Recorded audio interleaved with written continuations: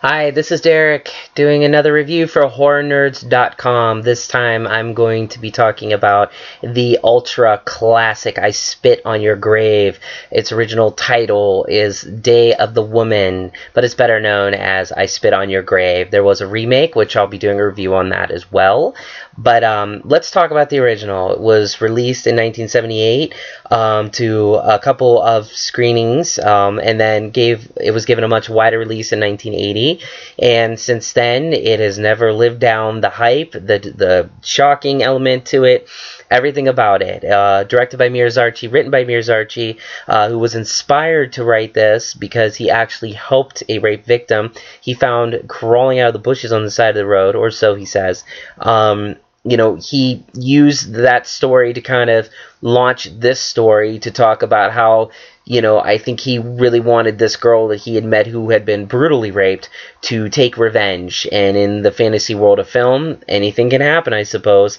The brave woman who stars as Jennifer Hills, the aspiring writer that goes up to the cabin and meets this untimely fate of being raped brutally. Her name is Camille Keaton, somebody who basically did nothing else in her life as far as movies go. At least nothing I can think of really that was of any sort of interest. But who cares? This is the movie she'll always and forever be known for. I have to give it up to her. Completely courageous to go through what she went through, almost an hour of raping and just sadistic work being done to her by the Deliverance style Outback hicks that meet up with her, and even the mentally handicapped individual as well, who ends up being the first of her victims in terms of the revenge, which many might say that's the controversial part, because why would she kill him? He didn't really want to have anything to do with this, but just because he's mentally handicapped, I guess you should still know right from wrong, right? But in any event, this movie has gotten so much flack over the past however many years, 30 years or so, and I don't really understand it. I think it's a classic. I think it's everything you want a horror movie to be. It's shocking, it's sadistic, it's evil. At the same time, it leaves you thinking, good, those jerks got what they deserved.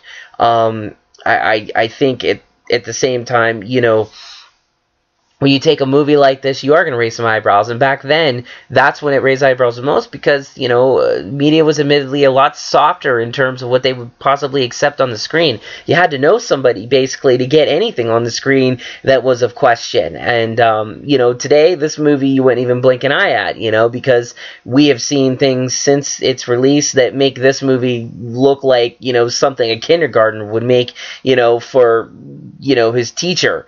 I mean, what we've seen today, this doesn't even pale in comparison. But yet, at the same time, I will say, I rewatched it just to freshen up for this review. It's been a long time. I watched this when I was younger. I don't know. It still affected me. It's still, I believed Camille's impression as Jennifer. I believed her pain, and I believed that, this woman wasn't about to give up. And boy, she had a story to write after that, didn't she?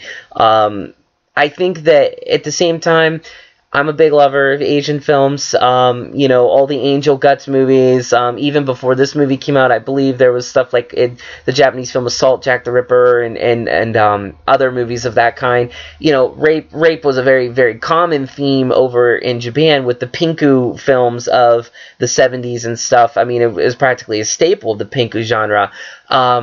I want to say that Mir probably watched some of those films for inspiration. I'd like to think that, because there's definitely a lot of raw elements in this movie that remind me of a lot of things like the Jack the Ripper movie that deals with rape over in Japan that came out around this time. Also, the entire Angel Guts series, which I have all of them.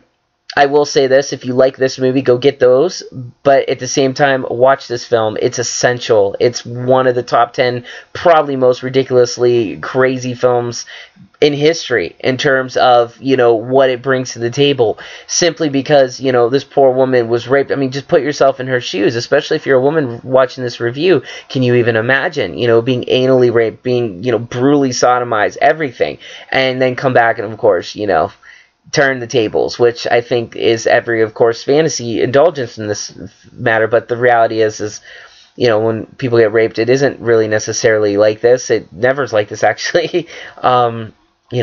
People are often left with scars they can't ever heal. And I think, this movie it's an exploitation film. It takes the idea of rape, makes it into a movie. It is a movie, though. I don't necessarily need to go to a film and learn all these life lessons from it. I just need to watch it and feel something. This movie will make you feel something. You'll feel shocked. You'll feel disgust. You'll feel maybe a certain sense of happiness at the end when, our main character, Jennifer, gets her revenge. But overall, you're going to be engaged. And that, to me, is the mark of any great film. This movie will engage you from beginning to end, even in some of the slower parts at the beginning and the crappy 70s, film quality, which I think personally lends it even more of an air of creepiness and horror to it. I don't know. You won't walk away from this one just forgetting about it. And I think that's what makes this a great film. Go get it today. This is Derek with another review for HorrorNerds.com. Thanks.